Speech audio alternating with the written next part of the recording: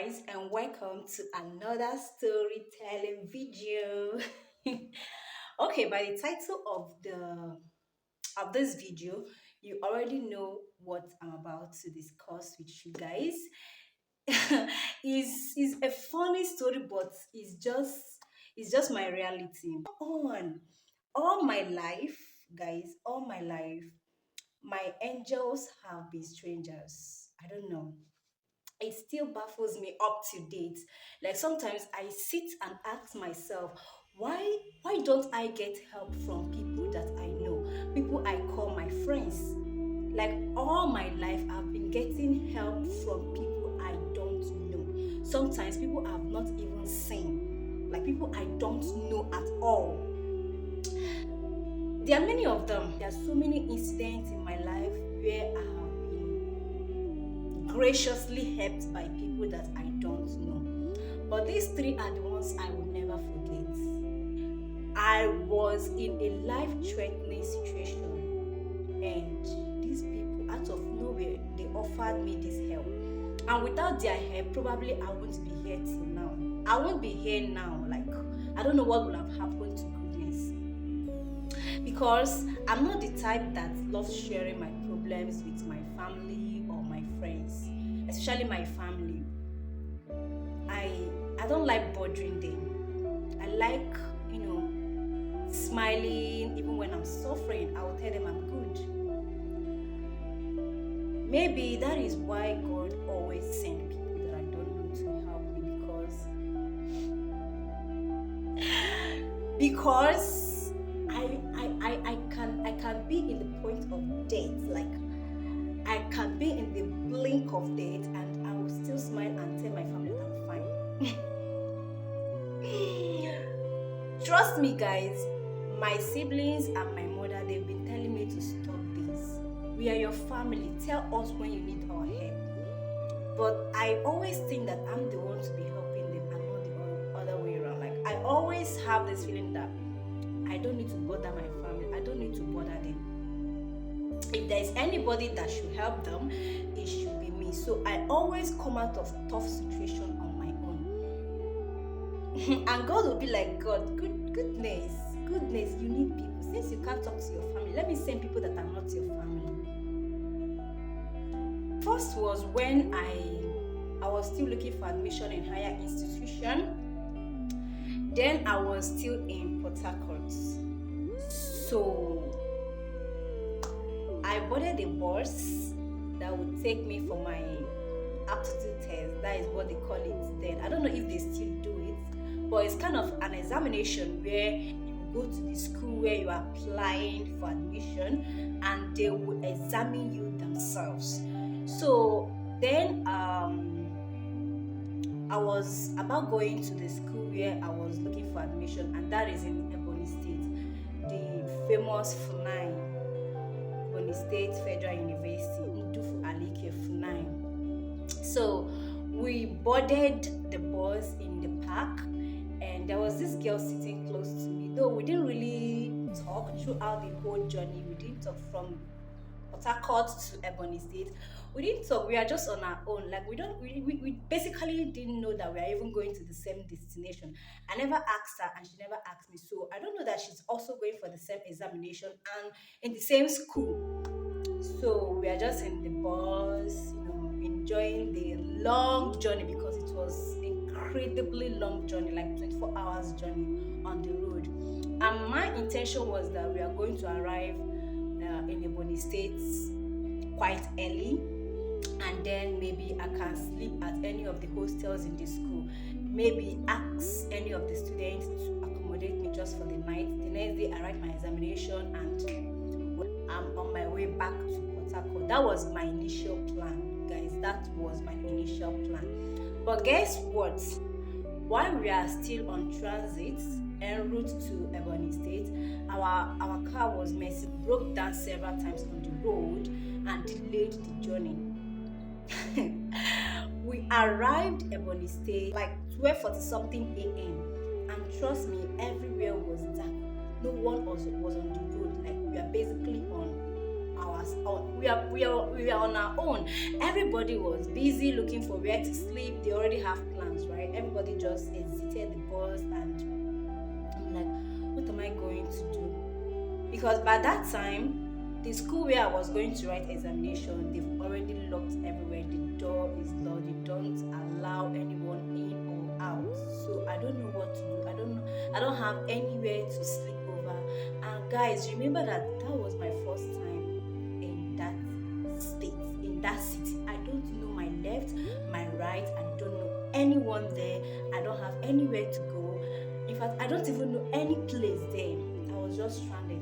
So this girl, her name is Promise, and if you're watching this video, it's also a video to say thank you so much. I appreciate what you did for me. So the girl came down. Promise came down. She's a native of that state. She's from Ebony State. So she was supposed to stay to sleep over at her aunt's place. She already have a place because that is her hometown. She knows her way around. So she just came down from the bus, and she saw how I was reluctant to exit the bus. I was still sitting like this thinking of my life, and she was like, girl, are you not coming down? I said, I'm coming down. You see, goodness, I don't know what is wrong with me. I don't like telling people my problem. That is just me. I like figuring out things. I like dying alone, not sharing my problems with the world. One person will talk, right? Will tell people, I don't have anywhere to sleep over. I don't even know anyone here. Please, can you guys help me? But instead of me to look for solution or to confide in someone, I'm still telling people that I'm fine. I have somewhere to stay. So this girl came down from the car, and she asked me, which time is your exam? I told her 11:50 a.m. in the morning tomorrow. Okay, today, because that was early hour of the morning, early morning that day. So I told her that my exam time is 11:50 today, because that was time then was 12:40 something a.m. in the morning, early morning. So she said, okay, let me have your number. Maybe when we are done with our exam, we can chill out, have fun, and that is it. And probably when we have been admitted, you can be my first friend. I said, okay. So I gave her the contacts, and that was all. She left. So I came down from the car, and I was sitting. It's just a lonely road, guys. No one was on that street. Everywhere was dark, quiet, lonely. I was just sitting there with few of my luggages, thinking of what to do. And the funny part is that my phone was off. It was dead. Like my battery were dead. Everything. I was basically on my own. Okay, so I asked someone, how do I get to Funai? That was the driver that dropped me. She said, you want to go to Funai by this time? There is no car that will take you to Funai by this time. Everybody is in their houses. And moreover, the school has already locked their gates. Like, you will not gain entrance to that school by this time. So you just have to find a hotel or somewhere you sleep over, and tomorrow you go and write your exam. Did you say hotel? This girl have nothing on her. Like, I don't have even the least 1,000. I don't have up to 1,000 with me. The only money I have with me is the money that will take me back to Port Harcourt that day after my examination. That is, and I dare not tamper with it. Else, I'll be stranded. I'll be trapped in Ebony State. So I don't have any money for anything like hotel at this time. I just don't. I was just sitting there, crying within me. Like, I was asking myself, what do I do with this? What do I do now? Who will come for my help? I don't know anybody, and my phone is not on. I would have called for help or something. I was just in God's hand. I committed my life to. I said, God, whatever that will happen this night, just know that I'm in your hands. After a few minutes, God,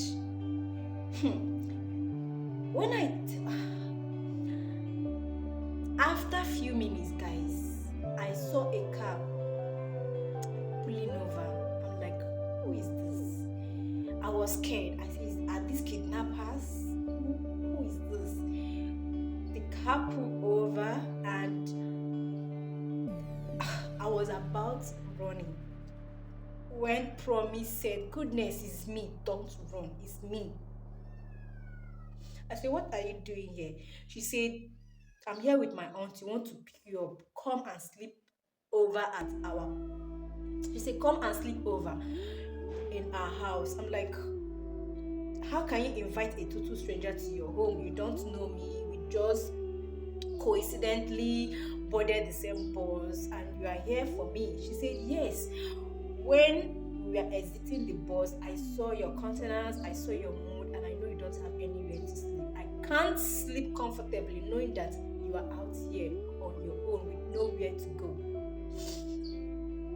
I said, "Okay, Promise. Okay." Her name is Promise in Kama. I said, "Okay." She's a very pretty girl. I said, "Okay, thank you very much." Her aunt helped me with my bag. We went to their house. This woman made a very delicious food for us. And trust me, your girl have not eaten since the morning, because I left Port Harcourt very early in the morning, thinking I was going to arrive early, right, to sleep over at the hostel, the school hostel. So I don't have any money with me to, eat snacks on our way coming to Ebony. So my stomach was empty. It was empty. I was thinking maybe I'm gonna die that night with empty stomach. The woman made a very delicious food for us. We ate, we bathed, and I slept in a very comfortable bed. After her exam, I asked her, "Promise, thank you so much. You don't know what you did for me." She said, "Yeah, we just have to help." I said, "Your aunt, how did you even convince her to accommodate me? You don't know if I'm a ghost. You don't know if I'm a kidnapper. You don't know me. Like, you don't even know my name." This girl just looked at me and said, "Well, you don't look like any of those." I'm like, "God, thank you so much." That was one time. It's not one time actually, but this is an incident I can never forget, because if that girl didn't come for me, I don't know what would have happened. I might be raped, kidnapped. I just don't know. God sent her to help me. The second one, like, guys, the second one. The second one is when after the COVID-19, guys, I felt seriously sick. I was so sick. Like, I was so sick. I don't have any money, because then the company where I was working, they laid some staff off because the COVID-19 was very drastic. There was no customers, and then Nigeria implemented some kind of stay safe rules where you don't need to, they shut down so many companies, stay at home. So our company laid us off. They laid most of the staff off, including I. So I was short of cash. I don't have any money. And that was when the devil came. I felt seriously sick. I was so sick. And it got to a point that I can't hold it in any longer. I have to go to the hospital. And then they mentioned one kind bill. Like, the bill they were mentioning, I know that I don't have it. I'm like, should I go and talk to my parents? Should I talk to my siblings? Like, I don't want to disturb them. Still this me, not wanting to disturb my family members. I'm like, because then I wasn't living alone. I was still living with my parents. I said, my parents, they are struggling to feed us because this is COVID-19. And you guys are during that COVID-19, a lot of family were affected.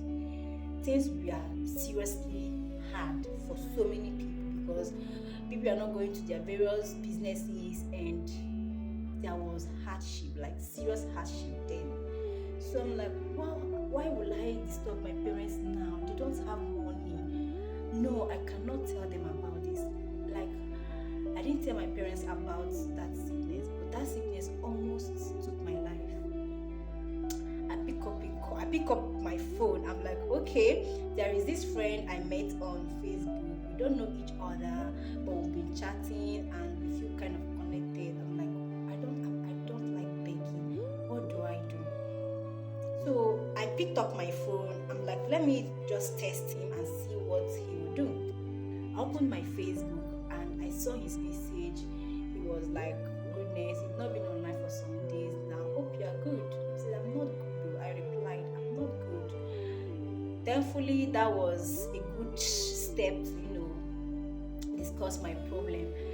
I told him that I'm not good, I'm seriously sick, I'm in the hospital, and we are waiting for money to commence treatment. He was like, pay. I said, I don't have the money to pay. He said, how much are we talking about here? I said, anything can go a long way, anything you have. Guys, this person who I've not even seen for a day, like I've not seen this person.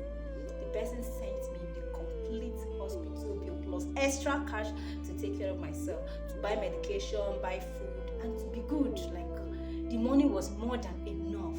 More than enough. That is the second time. Because if I'm telling this as a story, you might not even understand. I know what I was going through then. It was not funny. I'm like, God, why? Why are you sending this huge money to me? You don't know me. You don't know if I'm a scammer. He said, I'm not sending this money to you so that you pay me back. I'm sending it to you to just take care of yourself and don't worry about it. I'm like, God, in this generation. Then that brings us to the third part. This one is just recently. I think it was just in 2023 when I came to Abuja. If you've not watched my video about how I moved from a well-furnished apartment to a single empty room, go and watch it, then you understand what I'm about to say now. So that 2023, when my house rent was due and my landlord was giving me notice upon notice to pay up or he would throw me out of the house. And guys, I just came to Abuja. I don't know anybody here. I've not even settled in properly. Nothing. Like, I don't know anybody. I contacted this girl. She's from I don't know her personally, but I know she's from Benue State. I don't know the part of the Benue State, either Idoma or Tib. I just don't know her. But I contacted her and I'm like, yo, I don't have anywhere to stay. My landlord is on my neck.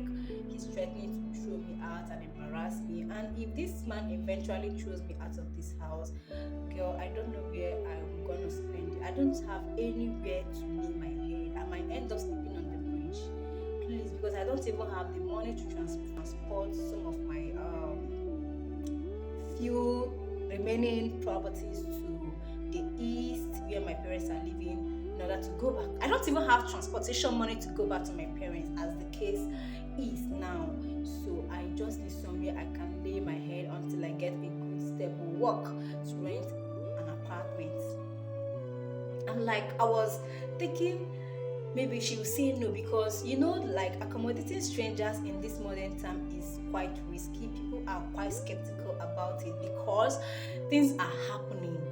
So people are taking precautions. Not everybody will just bring in a total stranger to stay with them. But the same God that comes through for me through strangers, she said, okay. This girl said, okay.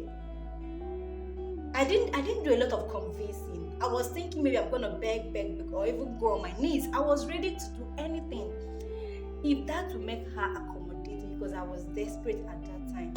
But I didn't even have to go through all this stress. She just said, okay, you can come in, bring in your things, stay with us till when you get a work and the money to rent an apartment. Guys, that was how I went to live with this girl, and she was so good to me. I'm also using this medium to appreciate these people. The list is endless, but these are three. When I mean the dreadest, this were life-threatening situation, because if this girl didn't accommodate me, guys, what would I have done? Sleep on the bridge or what? Someone that don't even know any. I just came into Abuja then. I don't know anywhere, guys. I don't know. And funny enough, My parents didn't even, none of my family members knew about all this until after I've saved up enough money. I got a work actually, and I saved up enough money and I rented an apartment. And I started telling them, do you know what happened to me then? My house rent expired. Though. I don't have money. I have to stay with someone. They don't know about it. I don't like putting them in that situation where they will have to worry, especially my mom. I don't like worrying her. I can survive on my own. I don't mind walking through tongues. But please do not tell her. Do not bother her. Because I know that there is no way I will tell my siblings that they will not tell her. So to avoid the whole drama, to avoid everything, it's better to keep it off them. Every one of them. Because I always know that all my life, I always know that God just have a special plan for me. There's never been any situation that He has never pulled me out from. No. And He does that in form of strangers. So I kind of think if I should make this money, like if I should have money, if I should be wealthy, strangers are going to enjoy my money more. Obviously, apart from my immediate family. My immediate family I'm talking about is my mother, my father, my brothers, and my sisters. Apart from them, the streets will enjoy my money more. Strangers will enjoy my money. I don't mind going out to the street and start sharing money to anyone I don't know. I will favor strangers more than friends or anything. Because when I was in need, it was strangers that always helped me. When it was here, when I feel like dying, like giving up, it was strangers that always, people that I don't even know, they are the ones that always come through for me. God always uses them. So if I am wealthy tomorrow, or maybe if I should make this money, like I am a wealthy woman tomorrow, they are still the same people that will enjoy this money. Honestly, they are the ones. I will spend it on them. Sometimes now I understand why sometimes people don't even spend on relatives or friends. They rather spend it on people they don't know. You just don't have to blame anybody's actions, because if you've been through life with them, like if they should open their life history as a book for you to read, you understand why people make some decisions that they make. You don't need to judge anybody. Okay? As long as I give them the peace. Because for me, if I make money tomorrow and maybe a friend of mine, someone that thinks they're my friend, come to ask for help and I say no, but I give it to someone I don't know, you'll be like, how can she leave her friend and help someone she don't know? Don't blame me. Because I've never gotten help from friends. People that call themselves, so many of them, they will come to me, they will say that I don't even have food, and they will just tell me sorry and go. But strangers will come, they will give me money, they will give me foodstuffs, they will make sure that I am okay, that I eat and I eat well. Because I kind of understand that friends, they always feel entitled. Relatives, family members, they always feel entitled. But they are not there when you need them. When you are struggling, when you are trying to walk, they are not there to hold you, to hold your hand and make sure you take that step. They are not there. But when everything is good, they will start flocking around, you feeling entitled, thinking that yes, because I'm your friend, you should help me. Because I'm your family member, you should help me. No, and never. Because there are many of them. It's not once. It's not like it's more than I can't even count. The list is endless. I've been since I was born till this date. I've been getting help from strangers. My angels have been strangers. Strangers. Okay, let's exclude my immediate family because I don't tell them. And trust me, they are not happy about it. When my younger brother, when I told my younger brother, when I was seriously sick in Abuja, and I have to call my younger brother, and he sent a huge amount of money for me, he was like, why don't you tell us your problem? Do you think that we cannot help you? You are our family. We can never ignore you. Even if it's our last money, last cash on us, we'll split it into two because you are part of us. We can never ever neglect your goodness. Try to tell us your problem. Let us into that inner heart of yours. Let us know what you're going through. Let us be able to help you. And I just smile. Like, I'm not programmed like that to disturb my family. They can call on me. I'll help them, but I don't want to stress them. I pray I change this mentality because, well, I guess that is how God made me, and I guess that is the reason why God brings people that I don't know to help me, because He knows that I will not even tell them. Okay, I won't. I will, no matter how I try, I won't. I won't. I don't like bothering them. So, guys, this is the end of this video. Actually, I'm just sharing some of my life experience out here so that you will learn. Because sometimes family is not really people that are related to you by blood. Okay, someone you don't know, someone you never expect can be part of your life, part of your family. And if you have the capacity, please extend the help to strangers. This is me telling you, sincerely, extend that help to strangers. They are amazing people. Strangers, they are good. You don't know who will help you. Maybe not even people that you think that they love you. Maybe it's the people that don't even know you that might help you, because I'm a living witness. And I pray that I don't get buried by strangers, because the way they keep coming for me, the way they keep coming through for me, I don't know. Honestly, I don't know. So, guys, once again, I want to say thank you. Thank you guys for always watching my videos, for being here with me, supporting me. You guys have been super amazing. And please take a few minutes of your time to go down and watch some of my videos. I have amazing videos down there. Please make sure to like, comment, hit the subscribe button, share my videos. Share my videos, guys. I want the world to see me. I want the world to connect to me. I want to make friends all over the world. Okay? So with that being said, we've come to the end of this video. I hope I didn't blab a lot here, okay? And I hope this video was useful in one way or the other.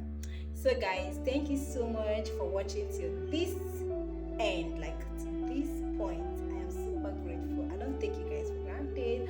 Goodness is grateful. It's grateful. I don't even feel like ending the video. I feel like thank you guys forever. Thank you, my first time subscribers. Thank you, my returning subscribers. Thank you. Those that have shared my video and those that are yet to share this video. Thank you for commenting, for liking. Thank you. So I'll see you in the next video. Be blessed.